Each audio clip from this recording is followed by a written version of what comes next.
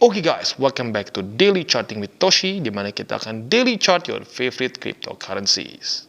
Oke, dan sekarang kita masuk ke sesi kedua kita untuk DCWT, yaitu sesi untuk altcoins. Ya, buat kalian yang mungkin pengen tahu lebih ke Bitcoin, Ethereum, dan makro, bisa ke DCWT yang tadi siang ya. Nah, untuk sekarang kita bisa lihat market nggak terlalu banyak berubah. Bitcoin masih di daerah sini. Tadi sempat naik sedikit ke 24.300, 24.200, tapi kembali turun lagi. Lalu untuk Ethereum juga masih di sekitar daerah situ, tapi masih bertahan lebih bagus sedikit ya. Lalu untuk BNB, kita bisa lihat dia meningkat sebesar 0,53%, Cardano sebesar 1,96 ya. Ini sedikit berubah. Untuk BNB malah jadi sekarang terkoreksi tipis sebesar 0,05. Lalu XRP dia plus sebesar 2,46%.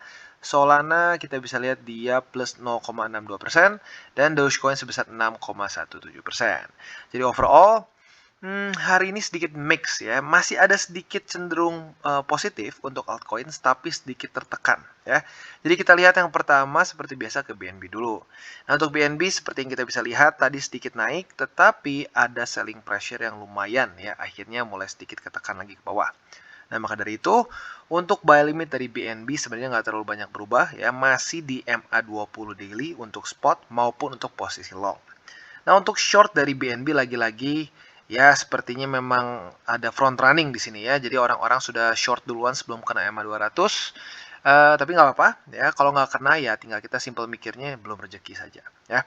Nah, jadi untuk sekarang fokus kita lebih ke akumulasi spot di EMA 20 dan untuk posisi long di 20. Kalau untuk spot, lagi-lagi pemikiran kita lebih ke long term, ya, medium sampai long term, di mana bulanan sampai tahunan kita hold. Untuk posisi untuk posisi long ya, untuk posisi long itu target TP-nya di MA 200 daily ya. Nah, tentunya PR untuk BNB untuk stay bullish ya, itu adalah bertahan dan mantul di atas dari MA 20. Andaikan jebol, yang kita harapkan adalah BNB tidak daily close di bawah dari sini. Ya, ini adalah struktur support, di mana ini adalah suatu higher low yang terbentuk pada Agustus awal. Nah, jadi andaikan tembus MA20, PR-nya jangan sampai BNB daily close di bawah dari 282,7. Ini double salah ya. Nah, oke. Jadi kurang lebih seperti itu. Untuk BNB quite simple. Untuk shortnya sebenarnya boleh aja kalian pertimbangkan apabila ya andaikan nanti terpantul di 20 di sini dan retest 200. Nah, saat retest 200 bisa juga di waktu bersamaan TP di long MA20, TP di sini. Kalau terjadi rejection kalian short. Jadi lagi-lagi ada kesempatan untuk nge-long dan nge-short untuk BNB ya. Jadi kurang lebih seperti itu untuk BNB. Dan sebelum kita lanjut ke altcoins lain, ada pesan-pesan dulu dari sponsor kita di hari ini. Okay, today's video is brought to you by BitGet, di mana kita bisa trade berbagai macam cryptocurrency secara spot maupun futures, dan juga nggak kalah banyak program kita bisa lakukan di sini ya. Ya, ada strategic trading, kita juga bisa copy trading, dan juga bisa earn rewards dari aset-aset crypto yang kita punya. Selain itu juga kita bisa mendapatkan 4.163 USD in rewards untuk mengkomplit task ya. Ada $3 coupon untuk KYC rewards, ada $50 coupon untuk futures trading rewards, dan yang paling besar ada first deposit bonus, di mana kita bisa mendapatkan 4.000 USD trial fund yang kita bisa tradingkan di USDT margin futures account. Ya, jadi tunggu apa lagi? Ayo kita trading di BitGet. Oke, dan sekarang kita masuk ke Atom atau Cosmos. Nah, kita bisa lihat bahwa kemarin dia terbentuk satu pola doji ya, walaupun ada sedikit bodinya, tapi karena tipis gue lebih masukkan ke doji. Nah, ini ada satu dilema untuk kalian pemegang posisi short, yang kalau kalian kemarin sudah ikuti dari beberapa DCWT sebelumnya, harusnya sudah dapat. Buat yang konservatif maupun yang agresif, karena kita lihat retest pertama sudah dari retest kedua. Jadi harusnya dua-duanya sudah dapat posisi short. Nah, yang bikin bingung adalah kita bisa lihat bahwa terjadi penurunan sedikit volume sellers dan bentuk di sini doji. Maka dari itu ada ketidakpastian dalam markets. Jadi mungkin buat kalian yang cenderung lebih konservatif dan masih memegang posisi short di sini, kalian bisa pertimbangkan TP aja dalam kondisi sekarang. Karena ada probability ya, dia bisa naik dulu ke atas tanpa harus retest $11 lebih 6 sen. Ya, lagi-lagi ini gue bilang ya, gue tekankan untuk orang-orang yang lebih konservatif, yang kesannya lebih mendingan udah bang, untung tipis-tipis nggak apa-apa, ya nggak usah kena banget target, tapi ya gue nggak mau ambil resiko malah jadi minus ya. Tetapi buat kalian yang lebih risk taker, lebih berani mengambil resiko, silakan di hold saja, tunggu sampai kena target TP kita. Lu boleh pilih antara MA20 yang ada di 11,14 atau di struktur 11,06 ya. Lagi-lagi optional, tergantung lu dan nggak terlalu beda jauh juga ya. Jadi kurang lebih seperti itu untuk update posisi short ya. Jujurnya kemarin udah lumayan nyaris kena, tapi sayangnya belum ya. Nah, untuk posisi long ya tinggal kita tunggu ya, tinggal kebalikannya dan kita tunggu saja. Untuk posisi long kalian bisa pertimbangkan di antara MA20 atau di struktur 11,06. Untuk spot juga sama ya, lagi-lagi spot perbedaannya untuk lebih ke long term holding ya, medium sampai long term lah, bulanan sampai tahunan. Oke, jadi kurang lebih seperti itu untuk Atom atau Cosmos. Lagi-lagi ya, seperti yang gue sudah katakan di DCWT gue, kalau nggak salah udah mulai dari kapan ya, kayaknya mulai minggu lalu deh. Gue bilang andaikan Bitcoin masih mantul-mantul di antara 24.000 dan 25.000, ada kemungkinan besar untuk Atom dia akan juga terpantul-pantul di price range ini antara 12,38 dengan 11,6. Maka dari itu ada kesempatan buat kalian pemain futures untuk nge-short dan nge-long ya. Jadi overall seperti itu untuk Atom. Untuk strukturnya lagi-lagi dia masih oke ya. Salah satu yang cukup bagus ya. Polanya mirip-mirip seperti BNB, membuat higher high, higher low, higher high, higher low yang jelas, dan volume juga quite good. Oke, dan sekarang kita akan lanjut ke Phantom. Nah, untuk Phantom kita bisa lihat bahwa lagi-lagi kita dikasih kesempatan untuk TP ya buat yang konservatif. Jadi buat lo yang mungkin konservatif dan belum sempat TP, ya gue sarankan TP sekarang di MA20. Nah, tetapi buat kalian yang lebih agresif tentunya di sini ada option ya. Ada beberapa option. Yang pertama, ya kalian bergeser camp jadi ke konservatif. Kalian TP aja sekarang. Nah, buat yang kedua, tunggu konfirmasi. Tunggu konfirmasi seperti apa? Kalau terjadi pantulan di sini, alias besok pagi ya jam 7 terjadi bullish daily close ya atau candle yang bullish. Nah, itu mungkin kalian bisa pertimbangkan untuk TP dulu aja ya. Bisa nge-short lagi kalau terjadi konfirmasi rejection kedua ya. Nah, jadi kurang lebih seperti itu untuk posisi shortnya, quite simple ya. Tapi buat lu yang mungkin ngerasa gue siap ambil resikonya lebih, lu boleh aja hold terus sampai ya kalau ngebalik sekalian juga ya. Balik lagi itu tergantung ke risk management lu masing-masing ya. Nah, untuk posisi long, kita juga ada kesempatan di sini ya. Andaikan terjadi pantulan di 20, nah kalian bisa pertimbangkan untuk ngelong saat terjadi retest ya. Jadi bullish candle dulu, retest. Nah, di sini baru kita pasang posisi long. Untuk posisi spot harusnya udah dapat ya, karena lagi-lagi spot biasanya langsung gua pasang buy limit aja di situ. Karena spot lebih ke untuk averaging harga dan nggak terlalu sensitif lah untuk risk reward seperti itu ya. Jadi kurang lebih seperti itu ya untuk posisi longnya. Atau kalau kalian ingin lebih konservatif posisi longnya dengan risk reward yang bahkan lebih bagus lagi, kalian bisa tunggu kalau sampai terjadi breakdown dan dia terpantul di 34 sen ya. Jadi overall seperti itu untuk Phantom. Oke, dan selanjutnya kita ke Cardano. Untuk Cardano kita bisa lihat ternyata hari ini kembali retest ya. Jadi kemarin retest dan hari ini retest lagi daerah 57 sen. Nah, sepertinya ya ini mulai berubah menjadi satu daerah resisten. Dibantu juga dengan volume yang sedikit turun pada hari ini ya. Jadi buat kalian yang mungkin sudah punya posisi short kemarin ya, harusnya udah kena ya karena jauh hari ini nembusnya ya. Nah, sekarang buat kalian yang sudah punya posisi short di sini, gue ingatkan sekali lagi, ini adalah posisi short yang lebih resikonya tinggi ya. Karena kenapa? Dekat dengan target TP-nya jujurnya ya. Dan juga MA20 sudah semakin dekat. Maka dari itu, ya buat kalian yang mungkin ngerasa ini yang nggak nyaman ya, atau kalian risk profile-nya lebih konservatif tapi buka posisi short ya, alias nakal, ya boleh TP sekarang.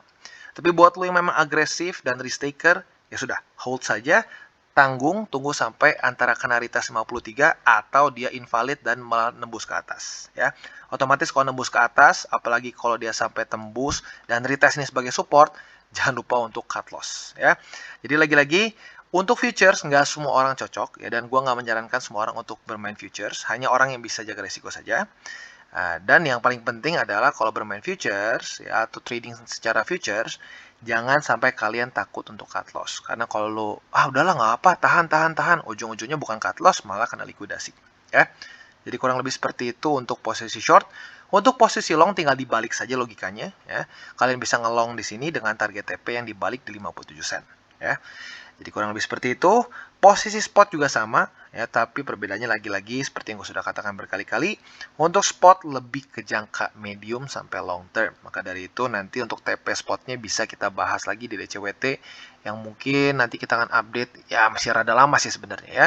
Buat lo yang penasaran cara TP seperti apa, boleh cek di video-video gue sebelumnya mengenai take profits ya. Oke, dan selanjutnya kita geser ke Matic. Dan untuk Matic, congratulations bagi kalian yang sudah nge-short dari kemarin di sini ya. Harusnya ya sudah dapat dari yang agresif maupun yang konservatif. Agresif harusnya udah dapat dari awal. Untuk yang konservatif udah dari tes kedua. Jadi harusnya udah dapat kalau ngikutin ya. Nah, TP-nya juga harusnya udah kena. Karena kita bisa lihat kemarin dia sudah kena MA20 di daily. Otomatis itu adalah target TP short kita. Nah, sekarang pertanyaannya adalah apakah MA20 akan cukup kuat untuk menahan harga Matic atau tidak? Karena kita bisa lihat dalam beberapa minggu terakhir, MA20 bisa menjadi satu main support untuk Matic. Ya, berkali-kali menahan harga Matic dan masih cenderung membuat higher high dan higher low. Mungkin kasus yang sedikit berbeda di sini ya, sempat sedikit membuat lower high, tapi berhasil lagi dia tembus dan membuat higher high lagi di Agustus pertengahan ya. Nah, sekarang jadinya PR-nya untuk Matic adalah bertahan di atas dari MA20 ya. Dan posisi long sebenarnya bisa kalian pertimbangkan atau akumulasi spot juga bisa pertimbangkan di MA20. Tetapi perbedaannya apa? Kalau spot mungkin bisa kalian pasang aja buy limit ya, lebih kita averaging harga saja untuk jangka panjang, kita hold bulanan sampai tahunan. Sementara untuk long, kalau buat lo yang lebih konservatif mungkin bisa pertimbangkan sampai terjadi konfirmasi. Alias seperti ini.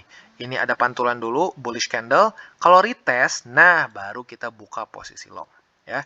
Jadi lagi-lagi, gua sarankan ya untuk bermain futures atau trading futures butuh konfirmasi yang lebih dibandingkan dengan spot. Kalau spot kita bisa pokoknya pasang aja buy limit ya, pasang buy limit dan sell limit.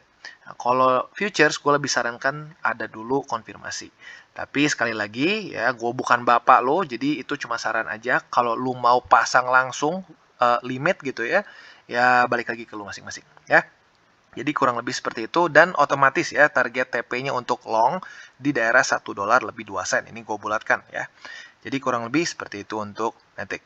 Oke, dan selanjutnya kita geser ke Polkadot. Ya, untuk Polkadot kemarin kita dikasih kesempatan sekali lagi untuk TP. Ya, jadi gue udah bahas dari kemarin-kemarin Polkadot ini target TP-nya di daerah $8 lebih 67 sen. Sudah dikasih 2 kali kesempatan. Jadi harapan gue sih lu udah TP. Nah sekarang ya mungkin yang menjadi pertanyaan adalah apakah ini akan terjadi retest lagi atau tidak. Nah kalau terjadi retest lagi, ini sudah bisa masuk ke scenario untuk kita ambil posisi long. Ya. Lagi-lagi target TP-nya untuk longnya di daerah $9 lebih 54 sen. Jadi seperti yang gue bilang simple ya. Trading gue ya atau trading plan gue lah minimal ya itu simple, nggak belibet. Karena kalau kita belibet sudah gue sering banget ngomong ujung-ujungnya lu malah jadi ngelanggar sendiri dan ya ujung-ujungnya mah jadi nggak ini ya, jadi nggak rapih ya dan bukan cuma nggak rapih malah bisa rugi. Oke, jadi kurang lebih seperti itu untuk posisi long. Otomatis itu juga di bersamaan bisa menjadi satu posisi untuk akumulasi spot. Tinggal perbedaan waktu TP-nya saja. Kalau spot lebih ke medium sampai ke long term. Nah selanjutnya ya seperti yang gue bilang sebelum-sebelumnya juga, apabila Bitcoin masih stuck di antara price range 24.000 dengan 25.000 ya ada peluang untuk Polkadot dia bisa terpantul-pantul di antara 9,54 dengan 8,67. Tinggal kita lihat nih apakah akan ada breakdown yang signifikan atau tidak. Selama Bitcoin masih terus-terusan mantul di 2425 Polkadot kemungkinan besar akan mantul-mantul juga di sini 9,54 ke 8,67. Tetapi kalau terjadi breakdown antara breakdown atau break up dari dua price range itu, maka kemungkinan besar Polkadot akan ikutan juga kemana arah BTC. Ya, jadi kurang lebih seperti itu. Maka kesimpulannya buat kalian pemain futures ada potensi untuk kita nge-trade jangka pendek. Ya, short dan long di sini. Oke, dan selanjutnya kita geser ke Solana. Nah, untuk Solana kita bisa lihat kita diberikan sekali kesempatan lagi untuk nge-short di sini ya. Jadi kemarin udah ada kesempatan sekali dan ini yang kedua kali. Tapi lagi-lagi untuk short yang kali ini gue ingatkan ya sama seperti yang sebelum-sebelumnya ini cenderung lebih beresiko daripada biasanya. Karena dia mepet dengan MA20 ya, jadi risk rewardnya nggak extremely good. Nah, makanya untuk yang ambil posisi short di sini lebih ke cenderung ya high risk ya. Nah, jadi buat kalian yang sudah punya posisi short sekarang dalam kondisi untung berapa persen nih ya? Sebentar, gua salah klik. Oke, kita coba cek sekarang sekitar ya 3%-an lah. Dibilang gede banget sih enggak, tapi lumayan. Nah, jadi sekarang buat lu yang masih pegang posisi shortnya, tinggal sabar aja tunggu ya, sampai kena MA20 atau tidak. Nah, kalau nggak sampai nggak kena, lu harus pertimbangkan juga untuk cut loss. Nah, cut loss seperti apa? Macam-macam. Ada yang cut loss-nya dari persentase, kalau marginnya udah minus 10, 20, atau bisa juga kalau dia udah tembus satu resisten, atau ada juga yang mungkin spesies yang satunya lagi ya, yaitu kalau terjadi retest dan dia gagal tembus lagi baru di cut loss. Ya, jadi tergantung ke lu masing-masing. Nah, itu untuk short. Untuk posisi longnya, tinggal kita balik logikanya, kalian pasang longnya di MA20 di $42 lebih 15 sen. Ya, jadi target TP untuk short bisa dijadikan untuk buka posisi long. Tapi sekali lagi gue ingatkan, ya kalau posisi long mungkin lebih aman, lo terjadi dulu konfirmasi. Ya, jadi kurang lebih seperti itu. Untuk spot, basically sama ya, di MA20 juga, tetapi lebih jangka panjang saja. Untuk di TP-nya mungkin bisa bulanan sampai tahunan ya. Jadi overall seperti itu untuk Solana. Dan buat secara strukturnya Solana bisa dibilang bagus banget juga enggak ya, dibandingkan dengan BNB dan kayaknya FTM ya, nggak sebagus dua itu, tetapi ya not bad, masih cenderung membuat higher high dan higher low ya. Jadi kurang lebih seperti itu untuk DCWT kita pada hari ini. Dan sekali lagi, kalau lu masih belum kebayang apa fundamentalnya akan membuat cryptocurrency lanjut lagi buruan, yang kita perlukan adalah the Feds yang lebih dovish ya, di mana mereka cenderung tidak meningkatkan interest rate ya, karena kita tahu dual mandate dari the Feds. Yang pertama adalah jangan banyak pengangguran di Amerika Serikat, yang kedua adalah jangan inflasi tinggi. Kita tahu sekarang yang menjadi permasalahan di Amerika Serikat adalah ya inflasi tinggi, 8,5% terakhir data CPI. Nah, sementara data pengangguran itu rendah, maka otomatis ya kita bisa lihat sekarang jadi hawkish. Mereka cenderung meningkatkan terus interest rate. Nah, yang kita harapkan adalah apa? Yang kita harapkan adalah inflasi mulai turun ya, inflasi mulai turun dari 8% jadi 7, 6, 5 dan bahkan kalau bisa di bawah dari 4%. Ya, karena lagi-lagi target dari the Feds adalah inflasi per tahun 2-3%. Nah, kalau sudah terjadi seperti itu, kemungkinan besar yang terjadi adalah ya selanjutnya ya, yaitu adalah pengangguran di Amerika Serikat akan meningkat. Nah, kalau itu meningkat, mau tidak mau mereka harus meng-kickstart lagi market dengan cara ngeprint uang lagi. Nah, itu yang akan menjadi bensin utama untuk cryptocurrency market lanjut lagi buruan. Oke guys, jadi itu adalah akhir dari segmen DCWT kita pada hari ini. Dan jangan lupa bagi kalian yang merasakan manfaat dari segmen ini, jangan lupa untuk share ke teman-teman kalian. Dan apabila lu pengen mensupport channel kita, ya TCI, jangan lupa untuk menggunakan link referral kita di bawah. Nggak wajib ya, tetapi apabila lu menggunakan link referral kita di bawah, ada macam-macam ya, dari Bybit, Huobi, Maxi, toko kripto, dan banyak lagi ya. Ya, walaupun nggak wajib, tapi kalau menggunakan link referral kita, lu secara langsung membantu perkembangan dari TCI. Dan satu lagi, jangan lupa juga untuk join Telegram group kita, di mana kita bisa ngobrol-ngobrol santai mengenai dunia cryptocurrency secara dua arah. So, jangan lupa untuk like, subscribe, klik the bell icon, and see you on the next video.